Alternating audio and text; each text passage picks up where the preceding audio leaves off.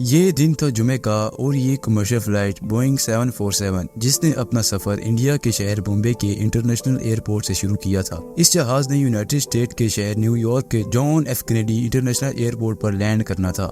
چونکہ سفر کافی لمبا تھا اس لیے اس جہاز کو پاکستان کے کراچی شہر میں جناح انٹرنیشنل ایئرپورٹ اور جرمنی کے فرانکفرٹ AM مین ایئرپورٹ پر بھی سٹاپ لینا تھا۔ سب کچھ نارمل چل رہا تھا، پر کچھ ایسا ہونے والا تھا جس کے ہونے کے چانسز بہت ہی ریئر ہوتے ہیں۔ جب اس جہاز نے جناح انٹرنیشنل ایئرپورٹ پر سٹاپ کیا تب سب مسافروں کے ساتھ وہ ہوا جس کی وہ سب سے کم توقع کر رہے تھے۔ اسی پلین میں موجود ایک فلائٹ اٹینڈنٹ نے ایسا کیا کارنامہ سر انجام دیا جس کی بنا پر اس کو نہ صرف پاکستان اور انڈیا بلکہ US کی طرف سے بھی اعزاز حاصل ہوئے۔ آپ دیکھ رہے ہیں فیکٹ ویو چینل اور اب ہم چلتے ہیں مین سٹوری کی طرف۔ دوستو، یہ واقعہ 1896 میں ہوا تھا۔ اس جہاز کے اندر ٹوٹل 388 لوگ سوار تھے، جن میں سے 365 مسافر تھے اور باقی 23 اس پلین کے کریو ممبرز تھے۔ اس جہاز میں زیادہ تر US کے مسافروں سمیت انڈیا اور پاکستانی مسافر بھی سوار تھے۔ یہ جہاز 4:30 پر جناح انٹرنیشنل ایئرپورٹ پر لینڈ ہوا۔ جہاز سے 109 مسافر اترے اور پھر اس جہاز کا بس لوڈ کرنے کا عمل شروع کیا گیا۔ ابھی تک صورتحال بالکل نارمل تھی۔ ابھی مسافر جہاز کے تھوڑا ہی پاس تھے جب ایک وین کو جہاز کی طرف بڑھتے نوٹس کیا گیا،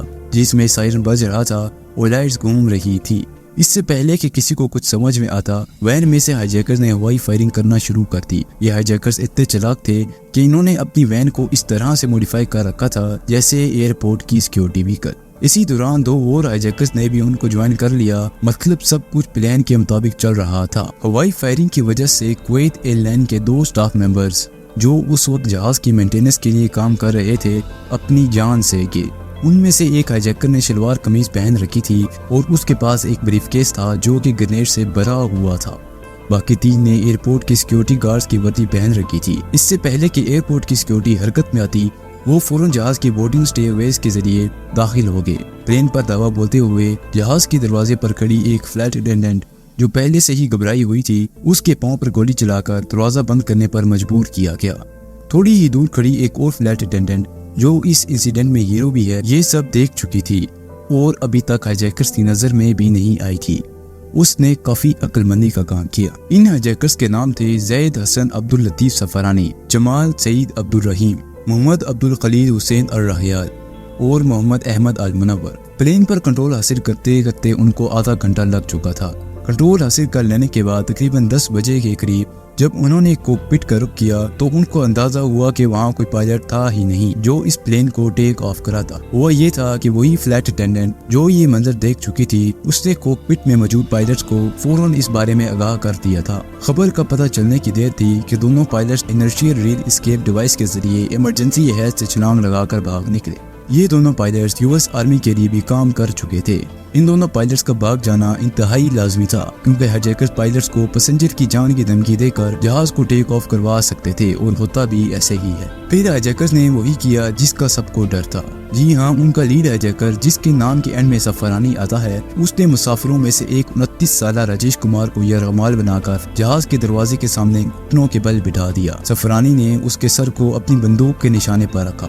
دروازہ کھولا گیا اور آفیشیل سے ڈیمانڈ کی گئی کہ اگر 30 منٹ کے اندر اندر پائلٹس کو نہ بھیجا گیا تو اس کو ہیڈ شاٹ مار دیا جائے گا۔ جب آفیشیل سفرانی کے ساتھ مذاکرات کرنے میں ناکام رہے تو اس نے سب کے سامنے راجیش کمار کے سر میں گولی چلا دی اور جہاز کے دروازے سے باہر پھینک دیا۔ اب پائلٹس تو جہاز میں آ نہیں سکتے تھے تو سفرانی نے 3 فلائٹ اٹینڈنٹس کو آرڈر کیا کہ جہاز میں سب مسافروں کے پاسپورٹ لے کر آئے۔ انہی میں سے ایک فلائٹ اٹینڈنٹ نرجا بنود بھی تھی جس نے پہلے بھی پائلٹس کو خبردار کیا تھا۔ اس نے دوسرا کارنامہ بھی سر انجام دیا۔ پاسپورٹ اکٹھے کرنے کے بعد اس نے US پیسنجرز کے پاسپورٹ کو الگ کیا۔ اس پاسپورٹ میں سے کچھ پاسپورٹ سیٹ کے نیچے چھپا دیے اور باقی کچرے میں ڈال دیے۔ اب آپ سوچ رہے ہوں گے کہ پاسپورٹ چھپانے کا کیا فائدہ؟ نرجا بنود نے پاسپورٹ اس لیے چھپائے تاکہ سفرانی کسی US پیسنجرز کو نہ پہچان سکے اور کئی جانوں کو بچایا جا سکے، اور یہ کافی عقل مندی کا کام تھا۔ کچھ دیر کے بعد سفرانی نے ایک اور شخص کو بلوایا جو برٹش سٹیزن تھا۔ اس کا نام مائیکل جان تھیکسٹون تھا۔ اس کو بھی یرغمال بنا کر گھٹنوں کے بل کروا دیا گیا اور آفیشلز کو دوبارہ دھمکی دیتے ہوئے کہا کہ اگر کسی نے بھی جہاز کے قریب آنے کی ہوشیاری کی تو اس کو بھی مار دیا جائے گا۔ ایک اور جان جانے کے ڈر سے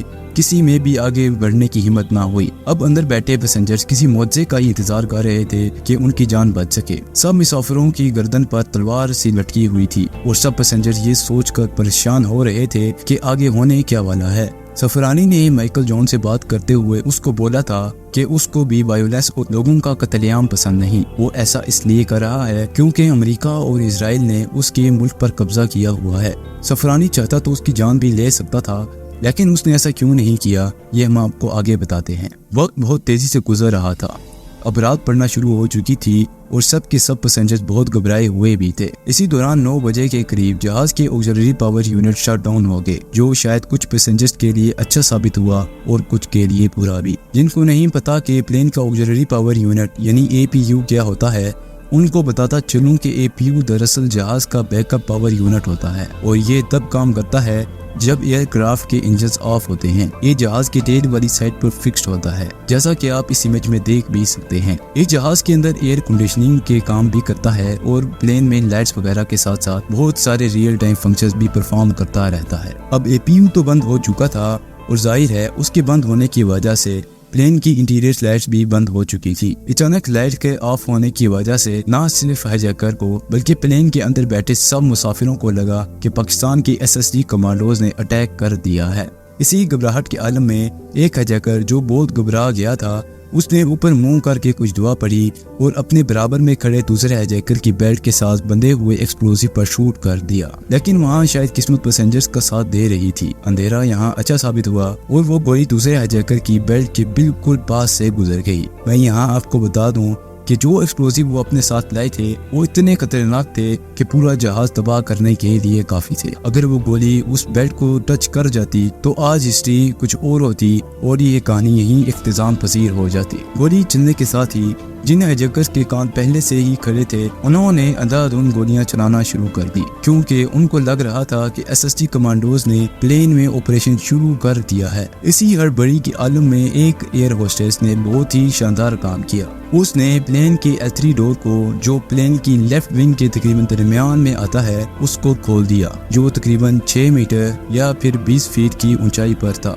लेकिन कुछ मसला होने की वजह से इमरजेंसी स्लाइड ना खुल सकी। फिर क्या होना था, पैसेंजर्स समेत कुछ क्रू मेंबर्स ने इसी ऊंचाई से छलांग लगाना शुरू कर दी, जिसकी वजह से कई लोग जख्मी भी हुए। दूसरी तरफ एक और पैसेंजर R3 डोर खोलने में कामयाब हुई, जो एग्जैक्ट L3 के ऑपोजिट पर था। यहाँ से भी कुछ पैसेंजर्स प्लेन की विंग से स्लाइड करते हुए एस्केप कर गए, लेकिन यहाँ भी बहुत सी इंजरीज हुई। अंधेरा बहुत था और इसी अफरा तफरी में निर्जा बेनोद ने खुद को काबू में रखते हुए R4 डोर भी खोल दिया, क्योंकि किसी को कुछ समझ में नहीं आ रहा था और यही सबसे बेहतरीन मौका था।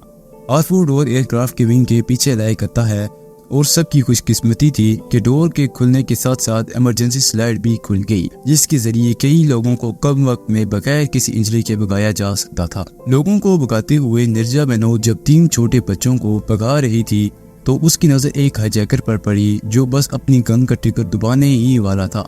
निर्जा बेनोद ने अपनी जान की परवाह किए बगैर उन बच्चों के सामने आ गई और गोली सीधा उसके पेट में थोड़ा सा नीचे लगी और वो वहीं पर गिर गई। वक्त बहुत कम था और निर्जा बेनोद का खून भी बहुत तेजी से बह रहा था। थोड़े दूर दूसरी 2 फ्लाइट अटेंडेंट्स, जिनका नाम सनशाइन और दिलीप था, वो बाकी पैसेंजर्स की मदद करने में मसरूफ थी।